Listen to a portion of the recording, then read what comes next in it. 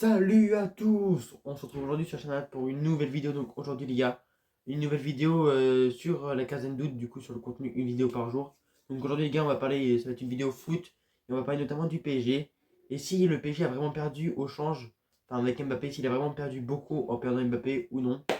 Donc du coup on va parler secteur par secteur, objectif par objectif et potentiel par potentiel. Enfin, on va un petit peu décrypter l'effectif du PSG, ce qu'ils peuvent espérer, enfin de mon point de vue à moi en tant que supporter du PSG. Donc tout d'abord, sur les portiers, sur les gardiens de but, bah, il y a toujours DJ Donnarumma. Après, certes, ils ont perdu Keylor Navas qui est un superbe gardien, même s'il se faisait un petit peu vu. Après, ils ont toujours Donnarumma en premier gardien, même s'il me fait quelques frayeurs des fois. Après, il reste encore Matvei Savonov qui a été acheté du coup cet été. Après, je ne sais pas vraiment ce qu'il vaut parce que Krasnodar, c'est pas l'équipe que je regardais le plus. Après, là, juste, il a fait le match contre Sturm Graz, il me semble. J'ai pas pu voir tout le match, mais franchement, il avait l'air. Enfin, c'était pas Donnarumma, quoi. Il n'avait pas le niveau de Donnarumma. Après, il y a encore Sergio Rico. Après, il y a Lavallée qui a été prêté, donc il reste encore quand même plusieurs gardiens. Après, au niveau de la défense, il n'y a pas grand chose qui a changé. À part Hernandez qui sera blessé jusqu'à 2025. Bernat qui devrait partir. Kurzawa qui a quitté le club, même s'il ne jouait plus. Après, il y a juste Pacho qui est arrivé. William Pacho. Et lui, franchement, il m'a mis en confiance. Il a joué contre. Le premier match qu'il a joué, ça devait être contre Leipzig, il me semble. Franchement, il m'a inspiré confiance dès qu'il est rentré sur le terrain. Franchement, je pense que c'est plutôt un des futurs tauliers de l'équipe avec Marquinhos en défense centrale.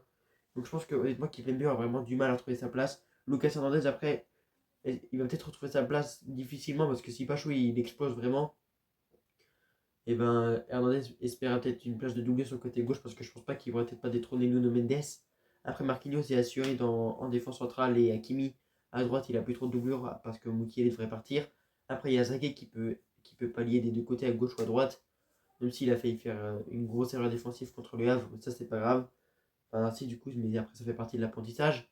Après, au milieu, il y a eu du très très lourd d'acheter. Il y a Fabien Ruiz qui a fait un très bon euro qui va revenir en pleine confiance. Vitinha, on l'a vu contre le Havre qui est toujours aussi bon. Warren, Zaire Emery qui a montré de la puissance face au Havre et face à Leipzig. Après, il y a Joe Neves qui est très très bon lui aussi, qui est très prometteur. Donc voilà, on est assez bien gagné au milieu de terrain. Après, on peut compter Désiré 2 ou Asensio encore qui peut jouer en 10, Kangini qui peut jouer en 10. Donc vraiment, on est très très bien gagné au milieu de terrain. Désiré 2 hier, très bonne arrivée. Après, en attaque, on a perdu Mbappé, mais il y a quand même eu. Après, on peut le mettre là aussi, Désiré Doué d'acheter. Après, il y a Colomiani qui a été retrouvé pleine confiance. S'il joue tous les matchs, du coup, avec la blessure de Ramos pour 3 mois. On l'a vu l'autre jour, il a tiré le penalty, il était en pleine confiance, on l'a vu sur son penalty. Après, il y a Dembélé qui a peut-être être plus libéré. Là, on l'a vu, il a un ratio d'un but par match. Parce qu'il a joué un match officiel, il a marqué un but, donc c'est son meilleur ratio. Barcola aussi qui peut peut-être encore plus exploser que la saison dernière. Après, ce qui est bien aussi, c'est d'avoir une profondeur de banc. Donc vraiment, ça peut être très important.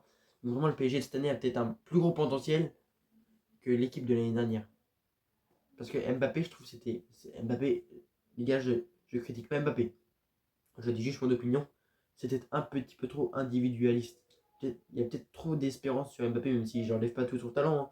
C'est vraiment un joueur exceptionnel, un des meilleurs joueurs au monde, mais je me dis que son départ du PSG ferait peut-être du bien à l'effectif. Même si bien sûr j'ai été quand même déçu qu'il parte, parce que ça enlève quand même du niveau à l'équipe, quoi. Mais voilà. Après, je pense, du coup, objectif qu'ils peuvent se fixer, du coup, bah, ils peuvent gagner la Ligue 1, je pense. Enfin, ils vont gagner la Ligue 1 même. La Coupe de France, ils vont la gagner aussi. Le Trophée des Champions, ils vont sûrement battre Monaco, j'espère aussi. Même si Monaco est une très bonne équipe, même s'ils ont perdu Ben Yedder. Ils ont acheté, j'ai jamais vu jouer encore, Il Kelinka. Apparemment, c'est un grand espoir lui aussi. Après, la Ligue des Champions, j'espère quand même le dernier carré, même si là, c'est encore la deuxième année de reconstruction sous Lucho. Donc en vrai, je me dis pourquoi pas espérer aussi loin que l'année dernière. Donc en vrai, la LDC, ça peut bien se faufiler. Après, il faut voir aussi le tirage de groupe. Même si j'ai pas tout compris à la nouvelle édition de la Ligue des Champions, on peut rencontrer des grosses équipes. Enfin, j'ai pas tout compris.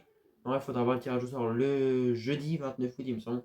En tout cas, les gars, voilà, c'était une vidéo PSG. C'était le Mamat. On se retrouve, les gars, du coup, demain pour une nouvelle vidéo. Après, les gars, si le contenu vous plaît, j'ai vu que j'ai gagné pas mal d'audience, enfin d'abonnés et tout. Enfin, je continuerai peut-être sur la première quinzaine de septembre aussi si j'ai le temps avec le cours.